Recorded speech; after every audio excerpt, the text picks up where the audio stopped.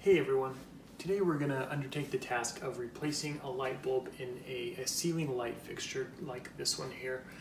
The first thing that we're going to want to do is, you'll see at the bottom there should be a little piece there that you're going to want to unscrew.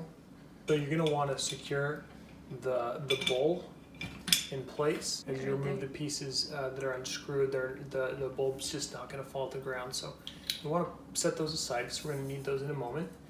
So, two hands, we want to lower that down. So a little tip to make life a little bit easier is when you're done removing the knob, just go ahead and put all the pieces in the glass shade here, and then that way when you reinstall it, it'll be right somewhere you can grab it nice and easy.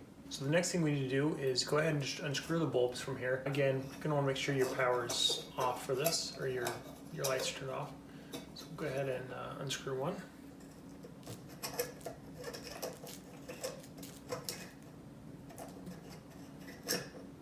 Then we're going to go ahead and get our nice new bulbs here and go ahead and install them. So you're going to go ahead and screw those back in, and easy as that. So we'll go ahead and get our other one here. So then we're going to just go ahead and grab the glass shade, and we're going to lift that up on there.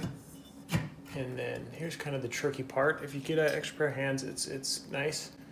If not, you can do it by yourself still. You're going to just take that washer piece and just go ahead and put it over that screw that's sticking out of the bolt, and then you're going to take your knob there. We're going to go ahead and screw that back on.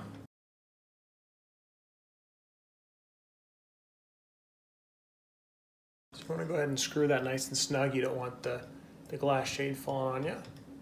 And then once that's nice and in place there, go ahead and make sure it's secure, which it looks like it is. And we're going to go ahead and flip on the light, make sure everything went okay. Alright, so we went ahead and we flipped the light switch on. It seems to be working great. So remember to subscribe to Big Al Repairs, and thanks for watching.